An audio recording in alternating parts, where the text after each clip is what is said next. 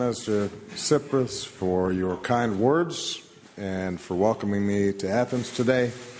I've always wanted to come to Greece, and I'm delighted to be able to make this part of my last. Καλησπέρα σας. Σας ευχαριστώ πάρα πολύ για τα ευγενικά σας λόγια. Είμαι ευτυχής που βρίσκομαι στην Ελλάδα. Γνωρίζουμε όλοι ότι ο κόσμος όλος έχει μια τεράστια οφειλία απέναντι στην Ελλάδα και στον ελληνικό λαό σε ό,τι αφορά την δημοκρατία, την φιλολογία, την φιλοσοφία, την επιστήμη. Όλα αυτά λοιπόν εδράζονται εδώ στην Αθήνα. Αναφέρομαι λοιπόν στις αρχαίες έννοιες του καλός και αγαθός. Όταν κάτι είναι καλό και αγαθό και ωραίο, όχι μόνο ως προς την εξωτερική του εμφάνιση, αλλά και ως προς τον προορισμό του. Νομίζω λοιπόν ότι είναι μια τέλεια περιγραφή σε ό,τι αφορά την φιλία που προσεγγίζει τους δύο λαούς. Άρα λοιπόν η ιδέα είναι αυτή, ότι έχουμε εμπνευστεί από την Ελλάδα και από τους ιδρυτές της δημοκρατίας, και βεβαίως και οι Αμερικανοί κατά τη διάρκεια του πολέμου της ανεξαρτησίας της Ελλάδος ήρθαν εδώ για να βοηθήσουν. Και βεβαίως και κατά την εποχή του Προέδρου Τρούμαν, ο οποίος είχε πει ότι πιστεύω ότι πρέπει να ενισχύσουμε και να βοηθήσουμε τους ελεύθερους λαούς να δρομήσουν την μοίρα τους με τον δικό τους τρόπο. Μέχρι σήμερα λοιπόν οι Ηνωμένες Πολιτείες της Αμερικής εκφράζουν την ευγνωμοσύνη τους απέναντι στην Ελλάδα για την φιλία και την συμμαχία που έχουν προτείνει. Και εγώ προσωπικά εκφράζω αντίστοιχα αισθήματα απέναντι στην ελληνοαμερικανική κοινότητα συγγενών, και οι οποίοι πραγματικά με επιτυχία έχουν βιώσει τον αμερικανικό τρόπο ζωής. Αλέξη, λοιπόν, ευχαριστώ πάρα πολύ για την συνάντηση που είχαμε σήμερα και για την επιτυχή συνάντηση εργασίας. Συζητήσαμε λοιπόν πολύ σε ό,τι αφορά την κατάσταση εδώ στην Ελλάδα. Ξέρω ότι έχουν γίνει πολλά. Ήταν ιδιαίτερα μια επώδυνη περίπτωση και περίοδος μάλλον, ιδιαίτερα σε ό,τι αφορά τους ταξιούχους, τους εργαζομένους και τους νέους. Αυτή λοιπόν η κρίση δεν ήταν μόνο μια τροχοπέδια, αλλά είχε και μια πολύ συγκεκριμένη καταστροφική επίπτωση στην καθημερινή ζωή πολλών ανθρώπων εδώ στην Ελλάδα.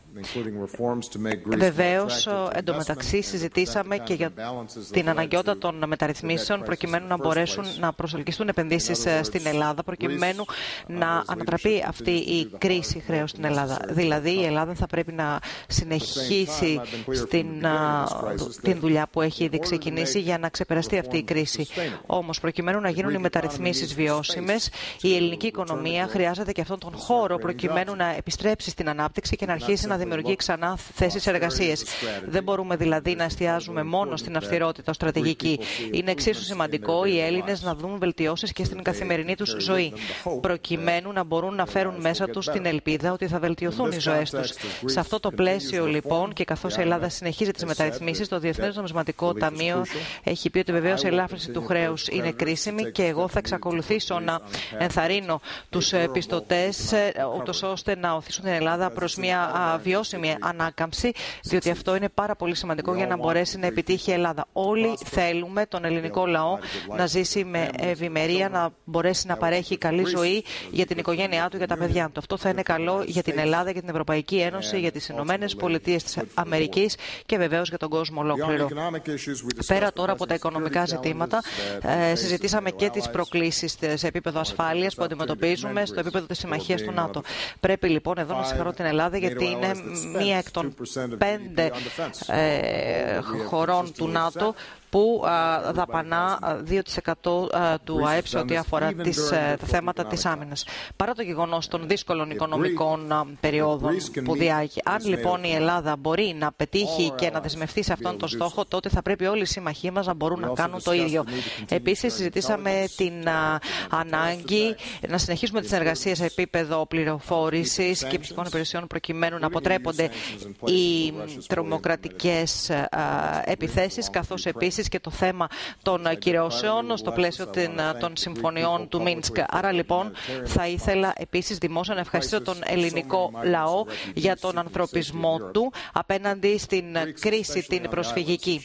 Η Ελλάδα, ιδιαίτερα σε ό,τι αφορά τα νησιά, έχει δείξει εξαίρετα δείγματα ανθρωπισμού και πραγματικά επάξια έχει κερδίσει τον θαυμασμό ολόκληρου του κόσμου. Για άλλη μια φορά λοιπόν η Ελλάδα και οι Έλληνες έχουν κάνει τόσα πολλά παρά το γεγονός ότι υποφέρουν από τα οικονομικά δεινά. Και αυτό πραγματικά μαρτυρά ότι είναι προσιλωμένοι σε ευγενή αισθήματα και σε δικαιοσύνη. Ο Πρωθυπουργός, ο κ. Τσίπρας, έχει διασφαλίσει στέγαση στα παιδιά των προσφύγων, καθώς επίσης και πρόσβαση στην εκπαίδευση. Και αυτό είναι στο πλαίσιο των στόχων των Ηνωμένων Εθνών, προκειμένου να υπάρξει αρρωγή. Διότι βεβαίως δεν είναι ελληνικό πρόβλημα, αλλά διεθνές πρόβλημα. Θα ήθελα λοιπόν να επιβεβαιώσω την στήριξή μου και την υποστήριξή μου στο ότι θα βοηθήσουμε με τον όποιο τρόπο μπορούμε, καθώς επίσης και την στήριξή μας απέναντι στην συμφωνία μεταξύ Ευρωπαϊκής Ένωσης και Τουρκίας για να υπάρξει μια διαχείριση στο πλαίσιο του ανθρωπισμού αλλά και εφταξίας στο προσφυγικό αυτό πρόβλημα.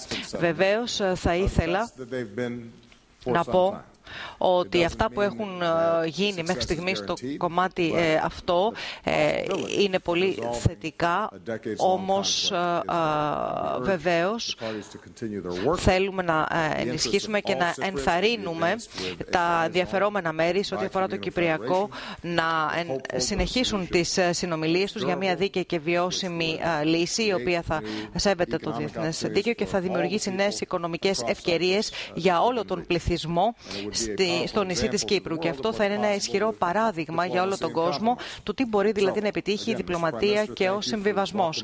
Για άλλη μια φορά λοιπόν, κύριε Πρόεδρε, θα ήθελα να σας ευχαριστήσω για τη φιλοξενία, για την υποδοχή σας σε μια περίοδο που ο ελληνικός λαός έχει υποφέρει τόσο και εξακολουθεί να υπάρχει δύσκολος δρόμος μπροστά του. Παρά τις δυσκολίες όμως, η Ελλάδα παραμένει ένας αξιόπιστος σύμμαχος, έχει δείξει ανθρωπιά στον συνάνθρωπό της και αυτό αποτελεί ένα παράδειγμα του χαρακτήρα του ελληνικού λαού. Θα ήθελα να πω βεβαίως ότι και αύριο θα πω περισσότερα και θα απευθυνθώ περαιτέρω στον ελληνικό λαό στην αυριανή μου ομιλία. Να υπογραμμίσω όμως ότι η Ελλάδα είναι μεταξύ των πλέον σπουδαίων φίλων